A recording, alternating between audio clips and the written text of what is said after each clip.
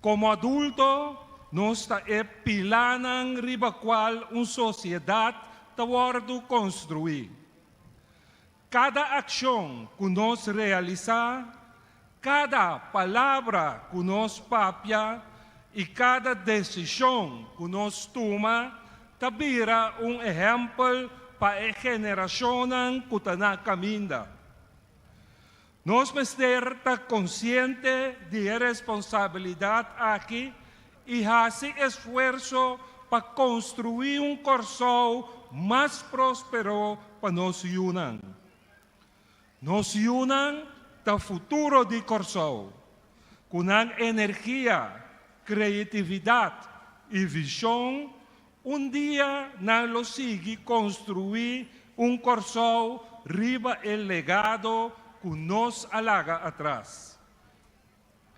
Pero para a futura geração por acessar aqui de forma efetiva, é fundamental que nós talaga não sinti que não parte integral de presente aqui.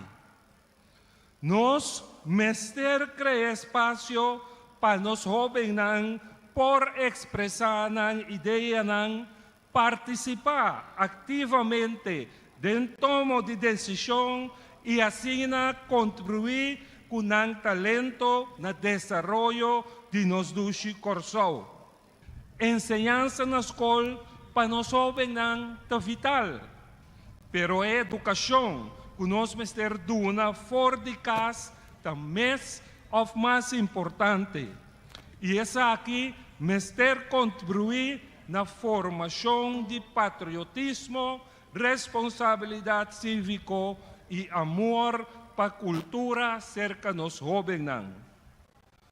Corda com gesto para mais chiquito que tem impacto significativo na vida de nós unan e como consequentemente no futuro de nossa nação.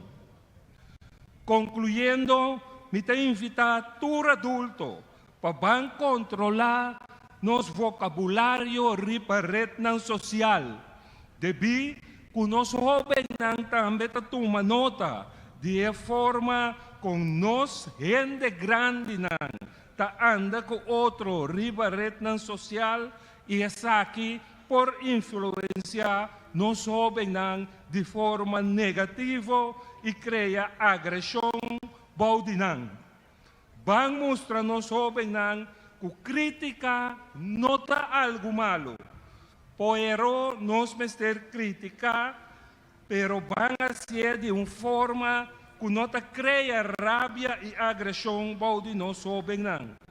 Van inspirar nos jovens para meio de nos ação.